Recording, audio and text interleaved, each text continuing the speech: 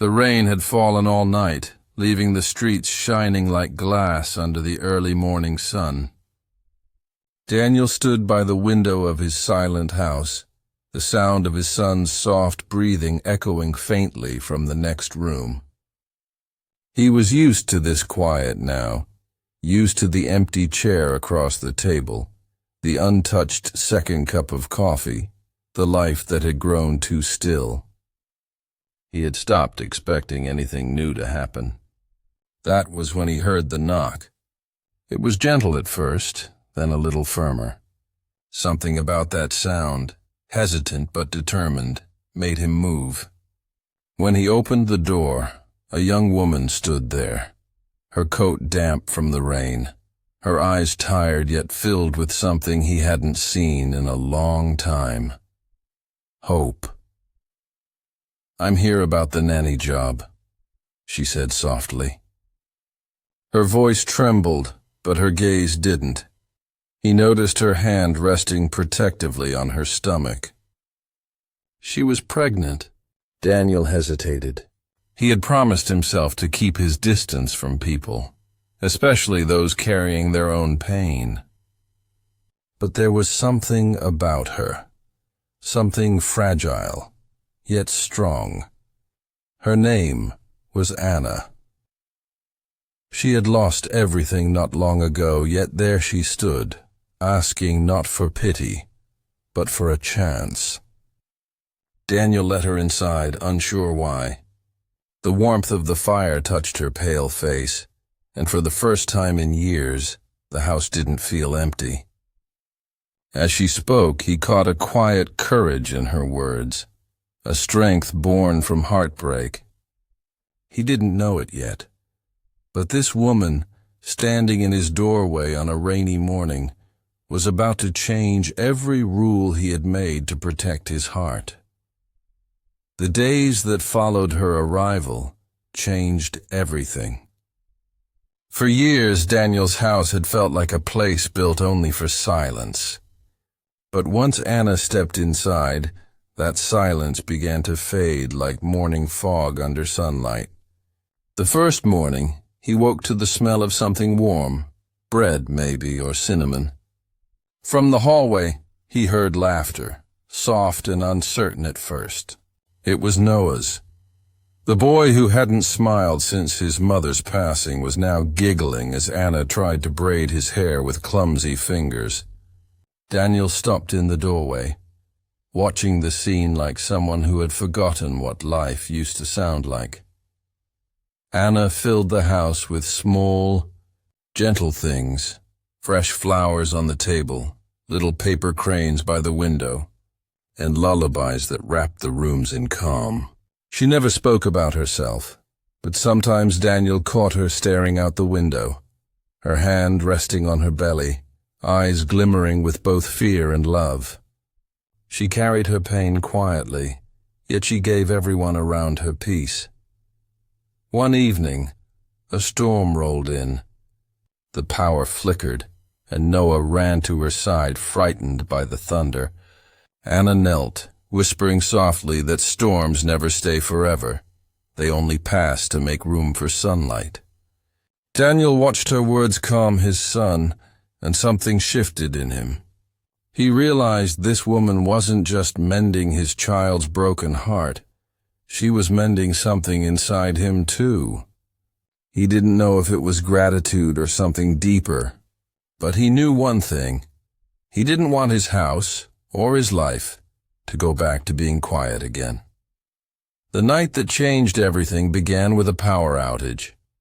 The storm outside was fierce, tearing through the trees and shaking the windows. Daniel was in his study, lost in thought, when he heard a soft cry from the hallway.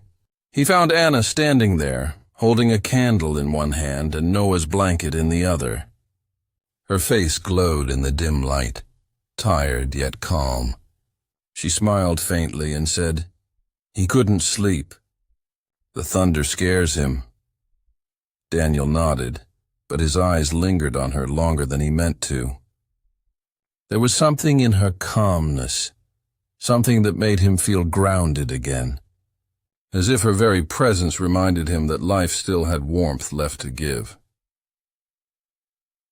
They sat together in the living room that night, the candlelight flickering between them while Noah slept on the couch.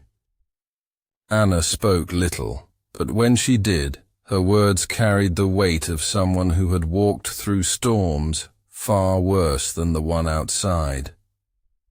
She told him how she used to dream of a simple life, a home filled with laughter, a child's footsteps on the floor, a love that stayed. Her voice didn't break, but Daniel could hear the ache behind every word. When lightning lit up the room, he noticed tears in her eyes. She quickly turned away, embarrassed, but Daniel didn't move. He didn't speak either. He simply placed a warm blanket over her shoulders.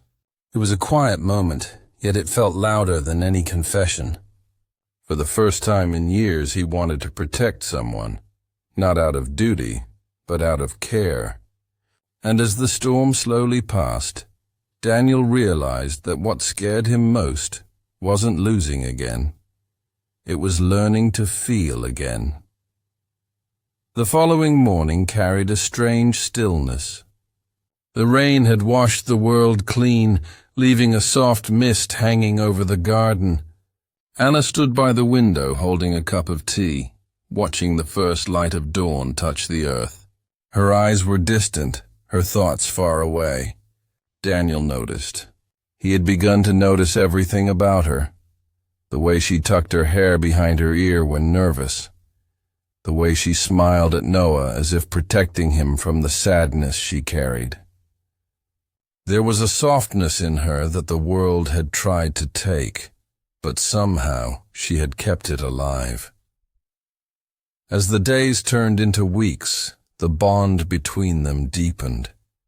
Daniel found himself waiting for her laughter, her quiet humming in the kitchen, the gentle way she reminded Noah to eat his vegetables. But one evening he returned home early and saw her standing outside in the rain, reading a letter with shaking hands. Her face was pale, her eyes wet. When she noticed him, she quickly folded the paper, forcing a smile that didn't reach her eyes. "Just an old memory," she said softly. But Daniel knew pain when he saw it. He had worn the same expression once. Later that night, when the house had gone quiet, she left the letter on the kitchen table by mistake. He didn't mean to read it, but the words drew him in. It was from her late husband's family, cold, bitter words accusing her of moving on too soon, of failing him, of carrying a child without a future. Daniel's heart ached as he read. In that moment he understood her silence, her guarded heart, her quiet strength. The next morning he didn't mention the letter. Instead he made breakfast and left a small note beside her plate. "You don't owe anyone your grief. You deserve peace too." When she read it, her hands trembled, and for the first time in a long while, she let herself smile through her tears.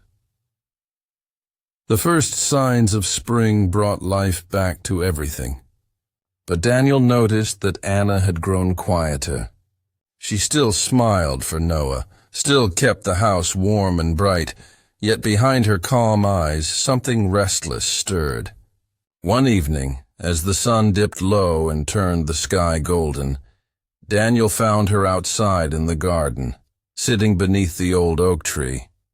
Her hands were resting on her belly, her face peaceful, yet heavy with thought. When she saw him, she smiled faintly. "Do you ever feel like happiness is something borrowed? Like it's never really yours to keep?" she asked. Daniel sat beside her, unsure what to say. He wanted to tell her that happiness wasn't borrowed. It was built piece by people brave enough to keep trying. But the words caught in his throat. Instead, he said softly, "You deserve to feel safe again." She looked at him, eyes glimmering in the fading light, and for a moment, neither of them spoke. The air between them felt fragile, like glass that could break if either moved too quickly. That night, Noah fell ill. Feverish and weak, he cried through the dark hours calling for his mother, a word he hadn't used in years. Anna stayed by his side, wiping his forehead, whispering gentle words that calmed him. Daniel watched her, helpless but grateful. When Noah finally fell asleep, she turned to Daniel with tired eyes and whispered, "He just needs to feel loved." Her words lingered in his mind long after she went to bed. As dawn painted the world pale blue, Daniel stood in the doorway of her room and saw her asleep beside Noah, her hand still resting protectively on the child's arm. In that quiet, he realized something deep and terrifying. His heart no longer belonged only to the past. It was slowly finding its way to her, and for the first time he wasn't afraid of it. The morning the baby came was one Daniel would never forget. The air was cold, filled with the scent of rain and blooming earth. Anna had gone into labor before dawn, her quiet breaths turning into trembling gasps of pain. Daniel panicked at first, rushing around the house for towels, hot water, anything that might help. But through every wave of pain, Anna stayed strong, whispering to herself, "I can do this." "I must." Her courage was breathtaking. She had faced loss, fear, and loneliness. Yet here she was, bringing new life into the world. Hours passed, and when the baby finally cried, the house seemed to breathe for the first time. Daniel stood frozen, his heart pounding, as Anna cradled the tiny child against her chest. She smiled through tears, whispering softly, "Welcome home, little one." Noah peeked from behind the door, eyes wide with wonder. He stepped closer, touched the baby's tiny hand, and whispered, "She's perfect." In that moment, something unspoken connected them all. A family not bound by blood, but by love, pain, and healing. Weeks went by, and laughter filled every corner of the house. Daniel often found himself staring at Anna, realizing how deeply she had changed him. She had turned a house of sorrow into a home of warmth. One evening, as the sun painted the walls gold, he finally spoke what he had kept inside. "You came here needing help," he said softly, "but you're the one who saved us." Anna's eyes filled with tears, her hand finding his. For a long moment silence spoke for them. Life had given them both wounds they never asked for, but somehow, in each other, they had found healing. The man who once locked away his heart and the woman who thought hers was too broken to love again had built something rare and true. And as Daniel watched Anna rock the baby to sleep, he understood the quiet miracle of second chances. Not the ones we wait for, but the ones we unknowingly open the door to.